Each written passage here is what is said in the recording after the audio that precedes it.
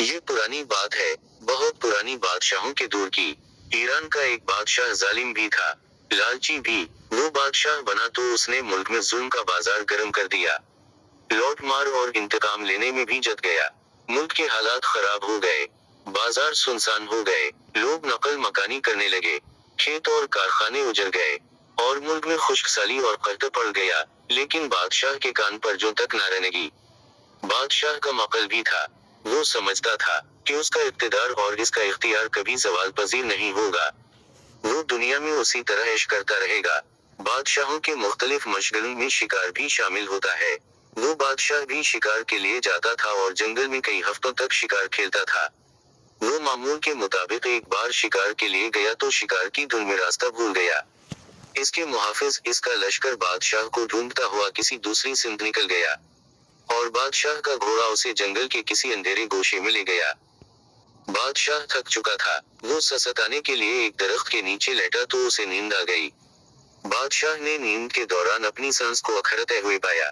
اسے محسوس ہوا جیسے وہ کسی سخت شکنجے میں پھنس گیا، اور وہ شکنجہ اسے آہستہ آہستہ دبا رہا ہے اور کسی بھی وقت اس کی جان نکل جائے گی۔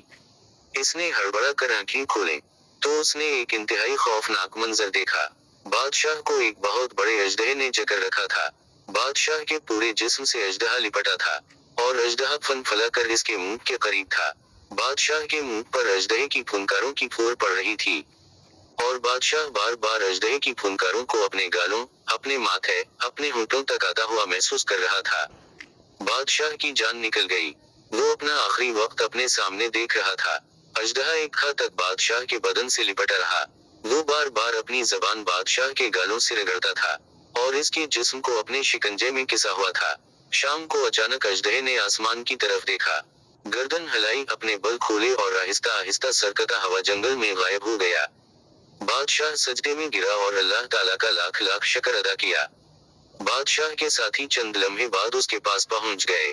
بادشاہ محل میں واپس آیا، اور اس نے اسی وقت عیش آرام، ظلم، ناانصافی اور بے ایمانی ترک کر دی۔ اس نے اپنی باقی زندگی ملک اور قوم کے لیے وقف کر دی، اور دیکھتے ہی دیکھتے اس کا ملک دوبارہ خوشحال اور پرامن ہو گیا۔ لوگ دوسرے ملکوں سے نقل مکانی کر کے اس کے ملک میں آباد ہونے لگے، جبکہ بادشاہ پوری زندگی اس اژدہے کا شکریہ ادا کرتا رہا۔ وہ اسے قدرت کی تنبیہ سمجھتا تھا۔ اس کا خیال تھا کہ قدرت نے اس اژدہے کے ذریعے اسے یہ پیغام دیا تھا کہ تمہاری موت اور زندگی میں آدھ انچ کا فاصلہ ہے۔ اگر یہ اژدہا اپنے جسم کو آدھا انچ مزید کس لے یا اپنا منہ آدھا انچ آگے بڑھا دے، اور اپنے دانت تمہارے گال پر گاڑ دے تو تم چند لمحوں میں زندگی کی سرحد عبور کر جاؤ گے۔